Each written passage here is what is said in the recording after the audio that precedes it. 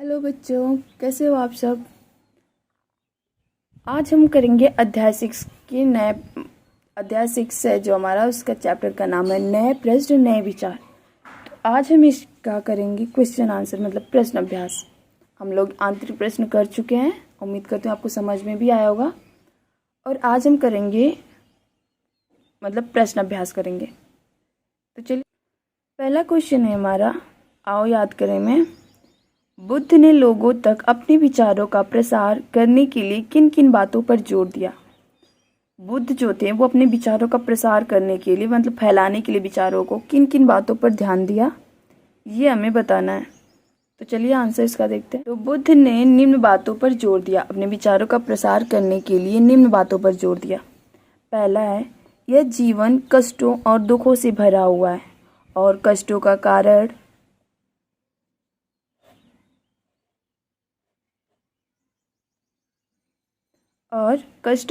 हमारी इच्छा और लालसा है। पहला तो इन बातों पर जोर दिया कि यह जीवन जो है हमारा वो कष्टों और दुखों से भरा हुआ है और कष्टों का कारण जो है हमारी इच्छा और लालसा है।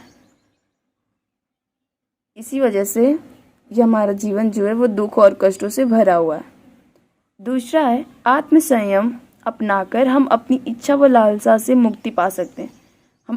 जब आत्म संयम अपनाएंगे तो हम अपनी इच्छा और लालसा से मुक्ति पा सकेंगे। तीसरा है, लोगों को दयालु होने के साथ साथ जानवरों के जीवन का भी आदर करने की शिक्षा दी।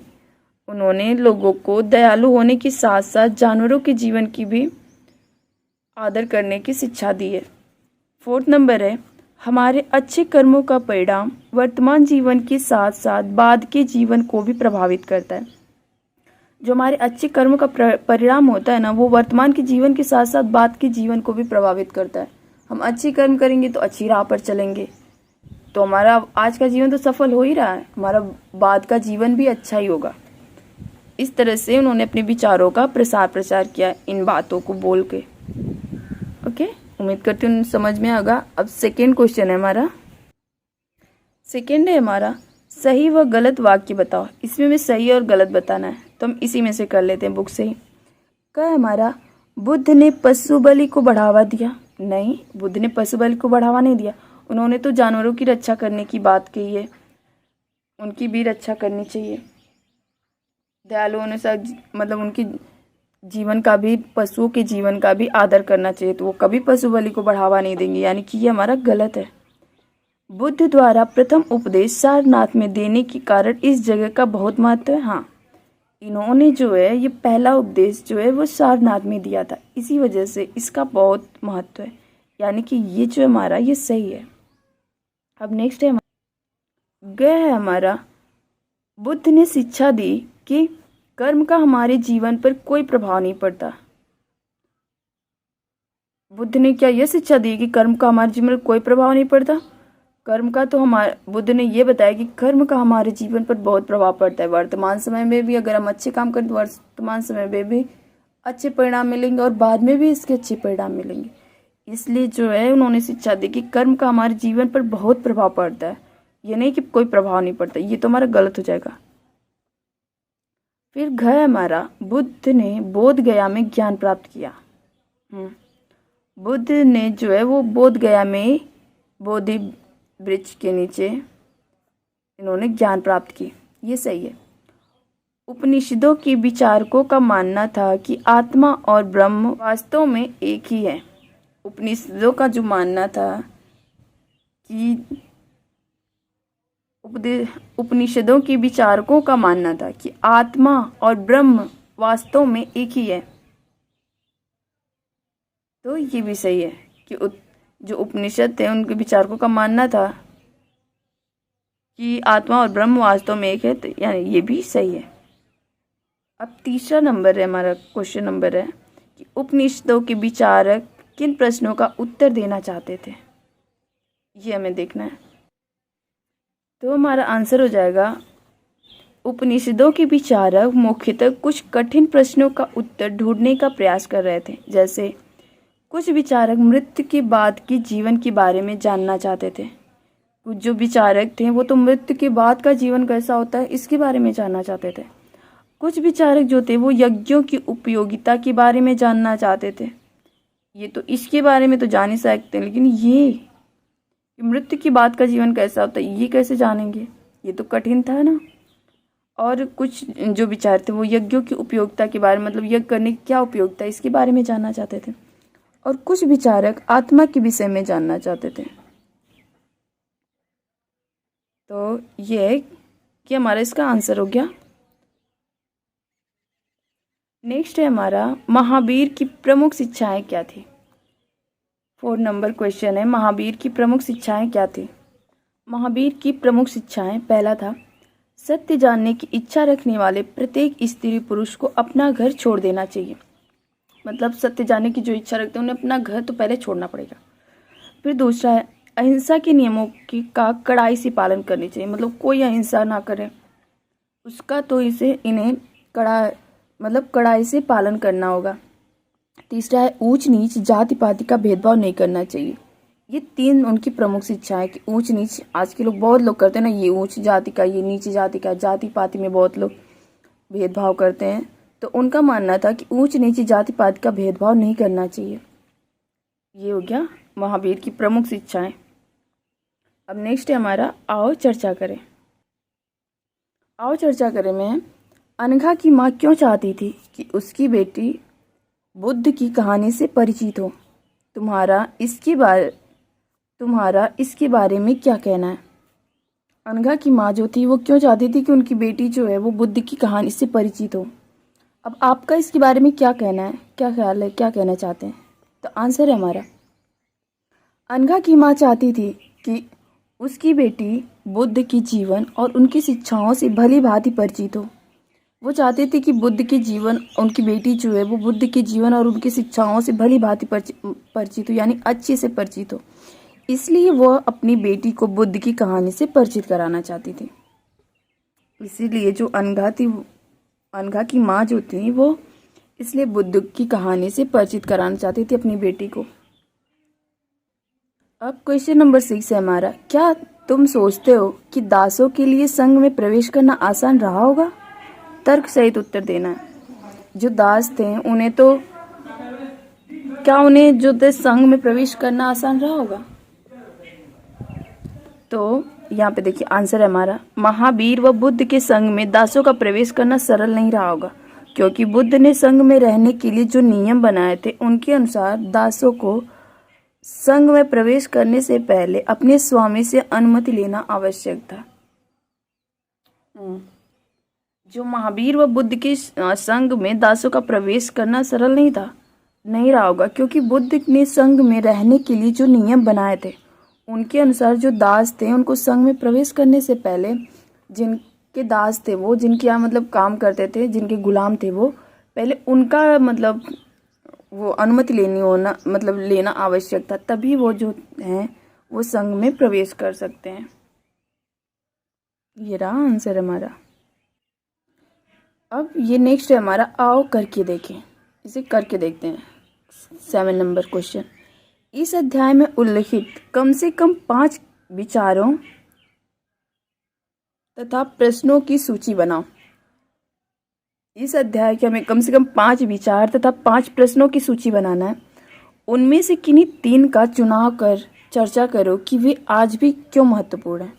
इनमें से हमें 3 चुनना है और उसके बारे में ये बताना है कि आज भी चर्चा करना है कि वो आज भी क्यों महत्वपूर्ण है।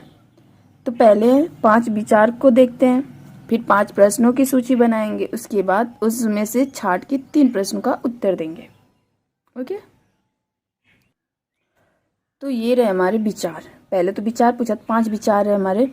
आत्मसंयम, दूसरा दयालुता, तीसरा है अहिंसा, चौथा है अच्छे कर्म, 5वां है मृत्यु जीवन का अटल सत्य है।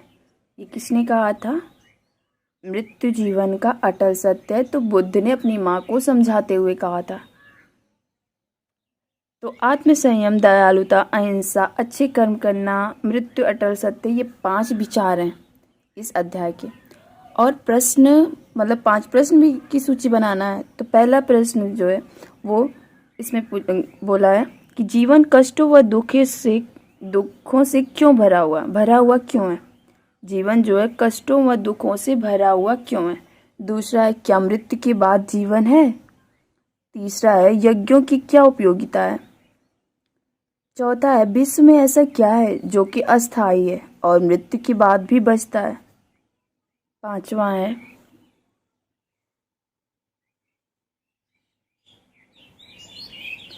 हमारा आत्मा और ब्रह्म में क्या संबंध है? आत्मा और ब्रह्म में क्या संबंध है? ये रहा हमारा 5 क्वेश्चन। अब नेक्स्ट देखना है हमें, इसमें से अब हमें मतलब जो महत्वपूर्ण है 3 महत्वपूर्ण का आंसर हमें देना है। तो आज के उपयोगिता के कारण आज भी ये उपयोगी महत्वपूर्ण क्यों है? तो पहला, आत्मसंयम।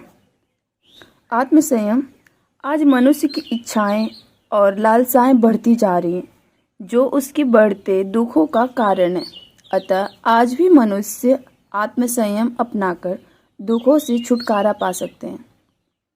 जो आज के मनुष्य की इच्छाएं हैं और लालसाएं वो बढ़ती जा रही है। अगर उसके पास साइकिल है तो उसे बाइक जा रही है, जब बाइक मिल जा रही है तो कार चाहिए, कार मिल जा रही है तो और उससे बड़ी गाड़ी चाहिए।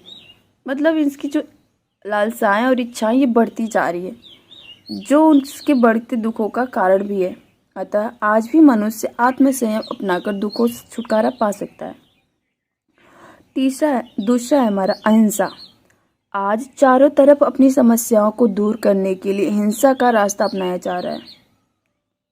अब आसपास में अगल बगल ही देख लीजिए, कोई भी समस्या हो रही है तो उसके लिए लोग मतलब लड़ाई करने पे, मार झगड़ा करने पे उतारू हो जा रहे हैं। तो आज अपने चारों तरफ अपनी समस्याओं को दूर करने के लिए हिंसा का रास्ता अपनाया जा रहा है। लेकिन समस्याओं का हल हिंसा से नहीं बल्कि बातचीत और अहिंसा के रास्ते पर चलकर। लेकिन समस्याओं का हल जो है वो हिंसा से नहीं बल्कि बातचीत और अहिंसा मतलब अहिंसा के रास्ते पर चलकर ही निकाला जा सकता है इसका हल। ऐसे लड़ाई झगड़ा मार पिटाई करके अहिंसा का मतलब हल नहीं निकाला जा सकता, हिंसा का हल, बल्कि अहिंसा के रास्ते पर चलकर निकाला जा सकता है। ये देखिए, बल्कि बातचीत और अहिंसा के रास्ते पर चलकर ही निकाला जा सकता है हिंसा का हल। ओके, तीसरा है हमारा अच्छे कर्म। आज व्यक्ति जल्द से जल्द अमीर बनने के चक्कर में बुरे कर्म करने लगा है, जिस कारण चारों तरफ भ्रष्टाचार फैला हुआ है। आज का जो व्यक्ति है वो मतलब जल्दी से जल्दी अमीर बनने के चक्कर में बुरे कर्मों को करने लग रहा है, और जिसके कारण चारों तरफ भ्रष्टाचार फैला हुआ है। और अच्छे कर्म करके भ्रष्टाचार को जड़ से ख़त्म किया जा सकता है। अगर आप अच्छे कर्म करोगे तो भ्रष्टाचार होगा ही नहीं, और इसको तो जड़ से ख़त्म कर सकते हैं। तो ये है अच्छे कर्म। ये 3 आज भी लागू हो सकते हैं, आज भी उपयोगी हैं, मतलब महत्वपूर्ण है सबके लिए। और 8 नंबर आज का लास्ट क्वेश्चन। 8 नंबर है हमारा, आज दुनिया का त्याग करने वाले स्त्रियों और पुरुषों के बारे में और अधिक जानने का प्रयास करो। ये लोग कहाँ रहते हैं, किस तरीके के कपड़े पहनते हैं तथा क्या खाते हैं, ये दुनिया का त्याग क्यों करते हैं, इसका हमें पता करना है। तो आंसर हमारा हो जाएगा, ये जो है निम्न है इसके। पहला है, आज भी अनेक लोग अपने घरों और परिवारों को त्याग कर साधु, महात्मा, मुनि तथा विचारक बन जाते हैं। आज भी लोग, बहुत से लोग हैं, आप देखते होंगे साधु महात्मा बहुत से लोग हैं, ये लोग अपने घरों और परिवारों को त्याग कर साधु, महात्मा, मुनि तथा विचारक बन जाते हैं। दूसरा है, ये लोग मंदिरों, आश्रमों, संघों तथा एकांत स्थान पर रहते हैं, मतलब जो शांति जगह है वहाँ पे रहना पसंद करते हैं। तीसरा, ये लोग प्रायः पीले, भगवा, सफ़ेद कपड़े पहनते हैं। ये लोग जो है प्रायः पीले कपड़े, भगवा रंग जो हमारे योगी जी पहनते हैं, और सफ़ेद कपड़े जो ये जैन धर्म के लोग पहनते हैं। तो वे तो एक तरह से धार्मिक ही हैं। तो ये लोग जो हैं पीले, भगवा और सफ़ेद रंग के कपड़े पहनते हैं या निर्वस्त्र रहते हैं। दिगंबर जो है वो निर्वस्त्र रहते हैं। जैन धर्म में 2 समुदाय, एक श्वेतांबर, एक दिगंबर। श्वेतांबर जो है सफ़ेद कपड़े पहनते हैं, और जो दिगंबर हैं वो निर्वस्त्र रहते, कोई कपड़े नहीं पहनते। 4 नंबर है हमारा, ये शाकाहारी भोजन करते हैं। ये लोग जो है वो शाकाहारी भोजन करते हैं, ये मांस का सेवन नहीं करते। और 5 नंबर है, ये ज्ञान की प्राप्ति के लिए, ये जो है ज्ञान की प्राप्ति के लिए घर परिवार का त्याग करते हैं। मैं पूछा था ना ये दुनिया का त्याग क्यों करते हैं, तो ये अपने ज्ञान की प्राप्ति के लिए अपने घर परिवार का त्याग कर देते हैं। अब उम्मीद करती हूँ आपको समझ में आएगा। अगर आपको अच्छा लगे तो अपने दोस्तों में ज़रूर शेयर करें और कमेंट करके ये बताएं कि आपको अच्छे से समझ में आया या नहीं। आप ज़रूर कमेंट करें और अपने दोस्तों में शेयर करें। आज के लिए इतना ही। आज ये चैप्टर कंप्लीट हो गया। अब नेक्स्ट चैप्टर नेक्स्ट वीडियो में देखेंगे। तब तक के लिए धन्यवाद।